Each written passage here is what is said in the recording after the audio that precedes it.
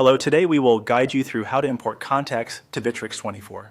In this walkthrough, we'll move from your Bitrix24 workspace to the CRM and open the import area using the sample import method. This approach is helpful because it shows you the exact fields Bitrix24 expects and helps prevent formatting mistakes.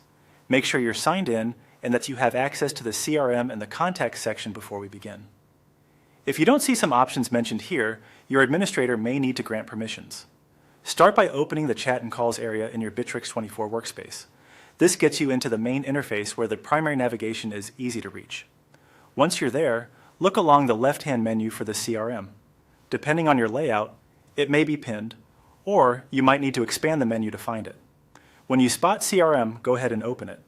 This takes you into the heart of your customer data, where you'll manage leads, deals, and, importantly for today, contacts. At the top of the CRM, move your mouse over the Customer section in the navigation. Hovering there reveals related options without leaving the page, which is a quick way to jump straight to the right area. From that menu, choose Contacts. You'll land on the Contacts list, which shows any existing records and provides tools for organizing and enriching your database. Now look to the upper right corner of the Contacts page for the Settings icon. It typically appears as a gear and opens a menu with advanced options. Select the sample import method from this menu. Choosing the sample import method is useful because it provides a pre-formatted structure and explains which fields are required, such as a contact's name and at least one communication detail like phone or email. It also helps you understand how Bitrix24 maps your column headings to contact fields, reducing the chance of mismatches.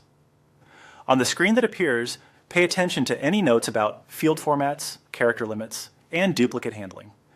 If your organization has rules for how to treat duplicates, whether to update, skip, or create new entries, make sure you're aligned with those guidelines before proceeding further. You may also see examples of acceptable values for fields like job title, company, or tags, which can help keep your data consistent. That's it. By opening the sample import method from the Contacts settings, you've reached the starting point for a clean, reliable import process.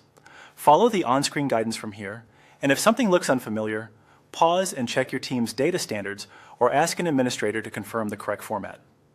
Taking a moment now to align with your organization's conventions will save time and keep your CRM tidy and trustworthy.